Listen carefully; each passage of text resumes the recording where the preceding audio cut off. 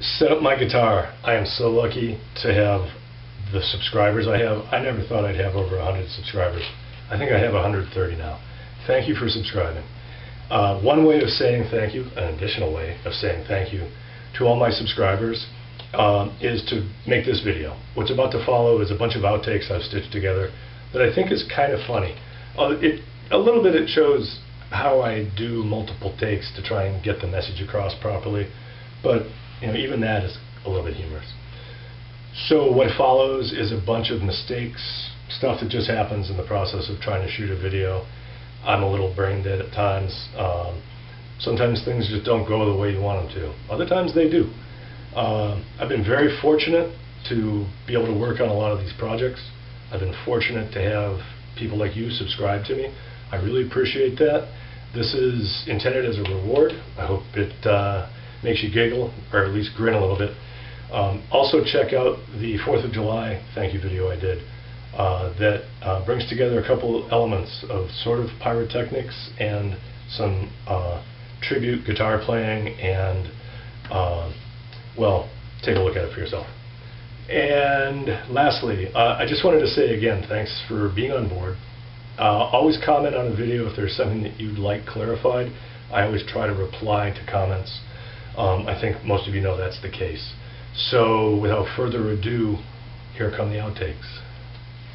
So one of my supposedly great ideas is this. I already filed this lightly to make sure I cleared out any glue. I'll blow that out later. A very narrow strip that can go into the groove for the nut slot and let me make sure that I have the right radius on the bottom. So in other words, if I put this in here tightly, I'll have to trim that down a little bit. If I can manage to put that in there. And this is my friend Jim's guitar.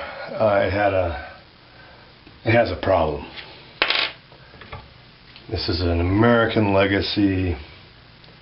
I don't know what this is. Ellison, from something. If you Google it, you'll probably figure it out. Hey, it'll be a miracle if I get through this. There's a thunderstorm, the dog's barking, people are talking. Anyway. Well, I've had a busy day.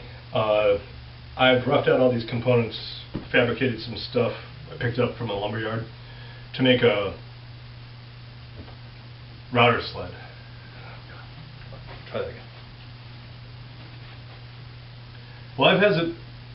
Jesus Christ. Wow.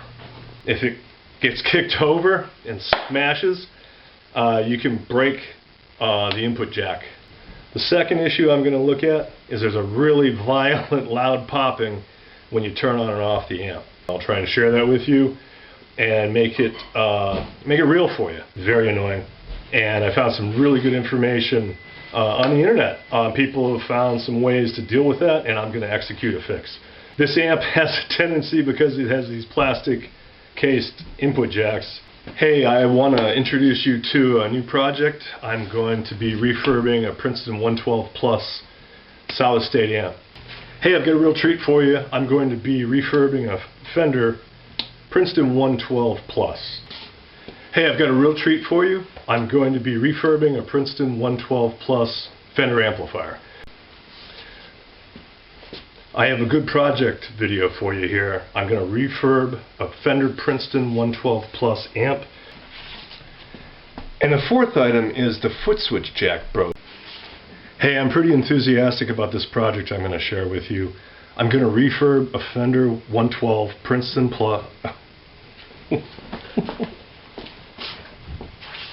Hey, I'm really enthusiastic about this project I'm going to share with you. Jesus Christ.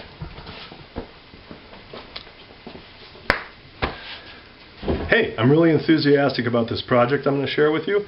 I'm going to refurb a Fender Princeton 112 Plus amp.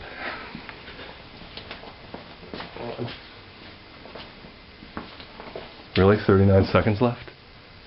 Oh, I see. 42 seconds in.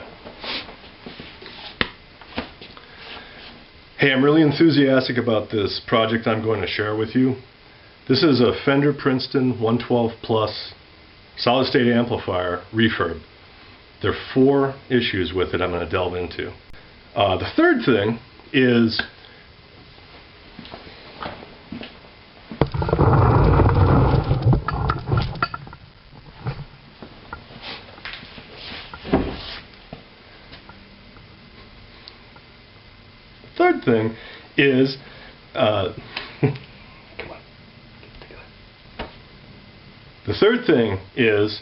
there's a broken input jack. Can take care of that. And then the 4th item is the reverb unit is underperforming. Hey, I'm really enthusiastic about sharing this project with you. I'm going to refurb a Fender Princeton 112 Plus solid state amp. And then the 4th item that I need to work on is the reverb unit is really underperforming. So we'll take care of all 4 of those things. Alright, so do you remember how I say setups are simple? Okay, so the first thing you want to do is you want to adjust relief. And then you want to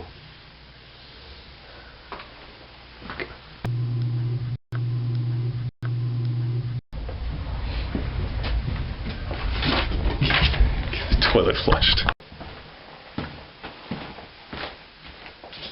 Okay, we have the frets in the right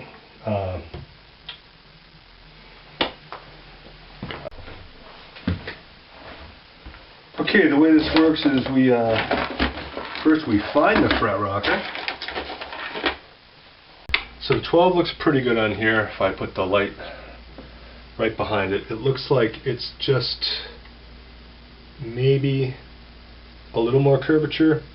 So in other words, there's maybe a little gap in the center when I backlight it.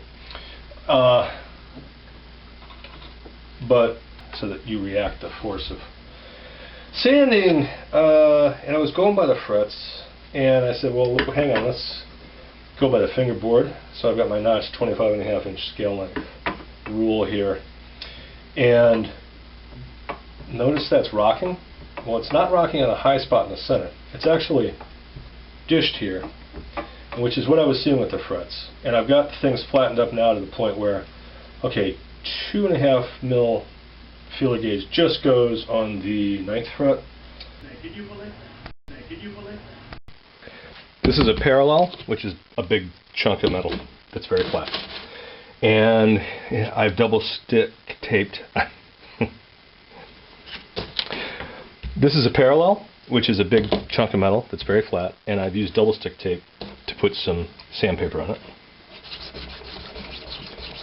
So when I run this nut back and forth, I can make it thinner.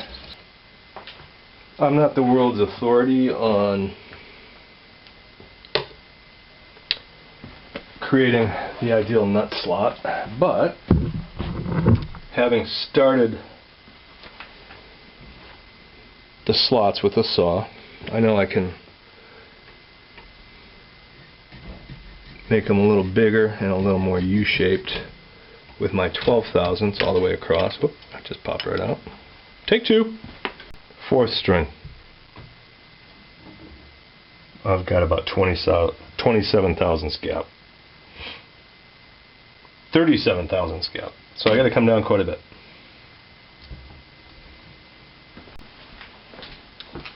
This S500 is now done. Got the nut replaced. This is beautiful. Okay, so this beautiful S500 has a new nut, performing beautifully. This S500 is now in beautiful shape after the nut replacement. Hey, this S500 is in great shape now after the nut replacement. Hey, this S500 is in great shape now. Hey, this S500 is in great shape now. Had to replace the nut. The old one, the slots were way too deep. After doing that, the new nut is in beautiful shape, within a couple thousandths of an inch on the spec. As far as setup goes, the relief is now within a couple thousandths of an inch of spec. The action is within a couple thousandths of an inch. The pickup heights, everything. The tremolo bridge, everything is all set up to spec. This is really quite a fine guitar now.